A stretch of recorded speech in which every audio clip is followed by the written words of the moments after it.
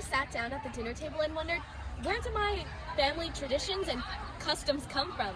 Do you have a friend that has different celebrations than your own? Culture is the way of life, food, clothing, language, and any other thing that makes your family unique. I'm Jolene Hullum, and this is the Culture Tour.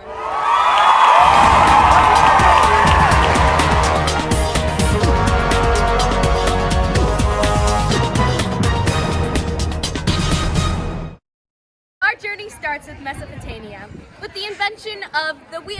Now, I know what you're thinking, but this wheel was not used for traveling. Archaeologists dig up little pieces of history from a long time ago. For example, the wheel. The wheel can be used to tell us about ancient life in Mesopotamia. For example, the first people used this wheel to make pottery. It spins to make a clay bowl. As time went on, more and more people in Mesopotamia discovered that they could use the wheel for other things. For example, on chariots or wheelbarrows. It helped the people to farm and helped them to trade crops. This helps us know about the culture of trading and food. We can also learn about culture by their need for this invention itself. For example, they needed the wheel to create pottery, meaning that they were a very artistic community. They also needed the wheel to make their lives easier when running around or farming, also telling us that they were an agricultural society. They really knew how to do it. The next civilization we are going to discuss includes ancient Egypt. Ancient Egyptians invented writing and were actually the first people who used the pen and sheets of papyrus to register their daily activity. Ancient Egyptians used a specific script known today as hieroglyphics, which is Greek for sacred words, for almost 4,000 years. This type of writing was written on papyrus, carved in stone on tomb and temple walls, and used to decorate many objects of culture and used for daily life. We can learn much from the hieroglyphics and other writing and language of Egyptian culture. It is one of the most important parts of anything. Language is the way in which people communicate with one another, build relationships, and create a sense of community. Hey, Jolene, do you know about the culture and civilization in ancient India? Yes, Isabel, I do! The culture of ancient India is incredibly rich and varied. It is the birthplace of two of the world's most major religions, Hinduism and Buddhism. Indian culture and way of life were deeply influenced by Buddhism. Buddhism appealed to the people of lower caste because it emphasized an individual's path to enlightenment and salvation, which could be attained in this life. Right, Reagan? Hindus were originally meat eaters, but due to the influence of Buddhism, they became vegetarian. Thus, Buddhism exercised a tremendous influence on Indian culture.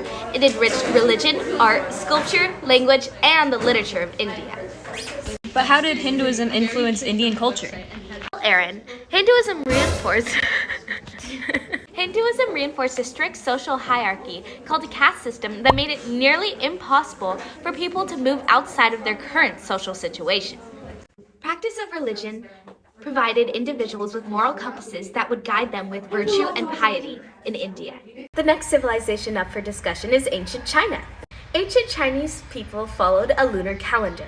For 3,000 years, the lunar calendar served the purpose of guiding agricultural affairs and farming activities by dividing the year into 24 solar terms.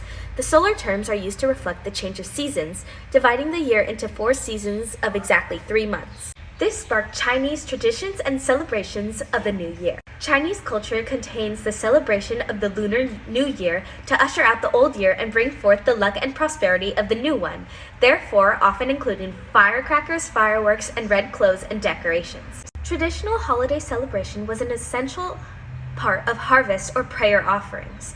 Therefore, most of them are calculated based on the lunar calendar. That's why the exact date of these holidays vary every year. For example, the Lunar New Year was closely tied to an annual ancestry ceremonies at the beginning of a new year. In the old farming days, this is also the only time period when farmers could rest from their work in the fields. That's the only reason week-long celebration was possible back then. Today, many of these festivals have become national holidays where everyone gets to enjoy the entire week off to celebrate, travel, and be together with family. Our next civilization is Greece. Greek art, particularly sculpture and architecture, were extremely impactful on other societies. Greek artists captured a peak of excellence when they captured the human form in a way that was never seen before and very much copied after the fact. They were particularly concerned with the proportion, poise, and idealization of the human body. Their figures in stone and bronze have become some of the most recognizable pieces of art ever produced by any civilization. Greek architects produced some of the finest and most distinctive buildings ever seen in the ancient world. In addition, the Greek concern with simplicity, proportion, perspective, and harmony in their buildings would go on to greatly influence architects in the Roman world and provide the foundation for the classical architectural orders in which would dominate the Western world from the Renaissance to the present day. Through their temple, sculpture, and pottery, the Greeks incorporated a fundamental principle of their culture, arete. To the Greeks, arete meant excellence and reaching one's full potential. Ancient Greek art emphasized the importance and accomplishments of human beings, otherwise known as humanism. Arts reflect the society that creates them. Thus, architecture and sculpture deeply influenced the society and culture of ancient Greece, as well as our own society today. Here we are at our next civilization. As you can see from behind me, we're in Rome. Rome is the birthplace of many of the Romance languages that we see today. The major languages of the family include French, Italian, Spanish, Portuguese, and Romanian. the language a person speaks is used to transmit values, laws, and cultural norms. Language, since it expresses and reinforces culture, influences the personal identity of those living within the culture and creates a boundary of behavior. Welcome to the Islamic world. The Quran is the religious cultural text of Islam, believed by Muslims to be a revelation from God. It is organized into 114 chapters, which consist of verses. The central theme of the Quran is monotheism. God is depicted as living, eternal, and omniscient. 5 pillars to the core beliefs of Islam are profession of faith, prayer, alms, fasting, and pilgrimage. Muslims consider the Quran the last and definite statement of the monotheistic tradition. The Quran changed Arabic literary conventions. Pre-Islamic Arabs cultivated a highly refined literary tradition. Arabic verse proceeded through distinctive rhymes and rhythms arranged in a narrative order. The Quran influenced the way of life and culture of the Islamic people because it encouraged them to respect life and all that Allah has created, to be responsible with the resources with which He has provided us, discourages us from devoting our lives to envy and competition, teaches gratitude, enhancing our joy in life, and builds unity in the Ummah. Hey everyone, it's Tour Guide Jalid here. We are now making our journey onto the civilization of Africa. Look, here's some locals who can tell us where we are. Excuse me, do you know where in Africa we are? Of course, we're in the city of Timbuktu. Timbuktu? I've never heard of it. Well, Timbuktu is a city in Mali situated 20 kilometers north of the Niger River. It's also a huge part of our culture here in Africa. Really? How? Well, it's a center of Islamic scholarship under several African empires and home to 25,000 student university and other madrasas that served as wellsprings for the spread of Islam throughout Africa from the 13th to 16th centuries. Whoa, you have that memorized? You're really smart. That's because Timbuktu is the center for learning and culture. It was at the crossroads of trans-Saharan trade routes and became famous for its supply of golds. The city attracted Muslim scholars and scribes from different Islamic beliefs and different geographical regions. All of this trade helped to spread our culture around the world to other people, thus growing our civilization. Thanks for helping me learn something new. Well, I'm off. Bye, everybody. Bye. Wow, they were really nice. While we're on the road, let's stop by medieval China. Looks like we're here. Hey, help! Wait a minute. Who said that? Me up here. Please help me down and I'll tell you some fun facts about medieval China and our culture. Okay. There you go. Great. Now let me tell you about medieval China. What was your favorite part of culture in the medieval times? Well, Jillian, the medieval era was a pivotal time for Chinese culture. Under the Tang, it saw poetry, painting, and calligraphy. But my favorite has to be calligraphy, because it wasn't just a form of decorative art, but was viewed as the supreme visual art form. How so? Well, calligraphy was more valued than painting and sculpture, and was ranked alongside poetry as a means of self-expression and cultivation. How did calligraphy impact China? It offers an important channel for the appreciation of traditional culture and for arts education. It is also a source of pride and pleasure for the Chinese people and embodies important aspects of the country's intellectual and artistic heritage. I get it now. Calligraphy is something special for the Chinese.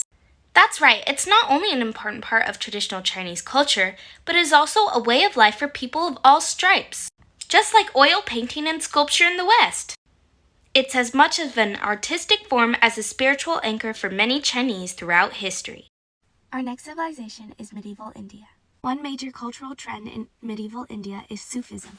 Sufism is a type of Islam, a school of thought that focuses on the spiritual search for God and shuns materialism.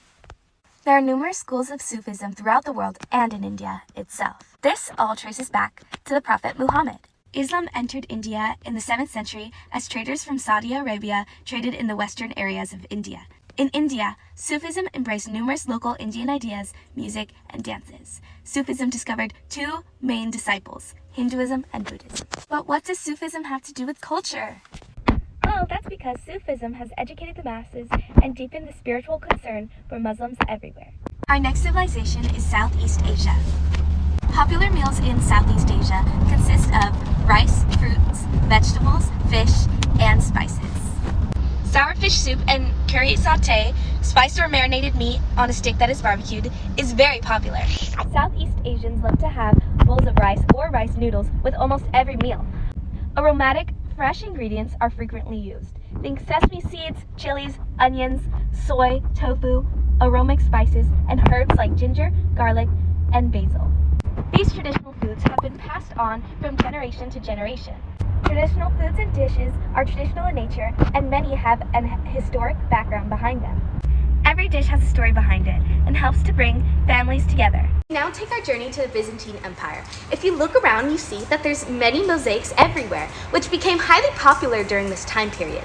Mosaics were used to express different beliefs that an artist might have, and were important because they were used to depict religious images on and around buildings such as temples or churches. Mosaics were influential on the beliefs of culture, a civilization with surrounding communities. Let's talk about Europe during the Middle Ages. A large influence on the culture of Europe traces back to the construction of cathedrals, which were used for religious prayer and ceremonies. Cathedrals reflect perfection and divinity, much strived by the people of this period.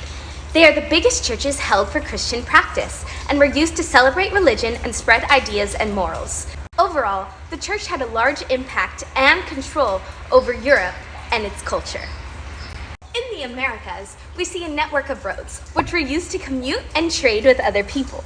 More specifically, the Incas was a road system that had a variety of purposes.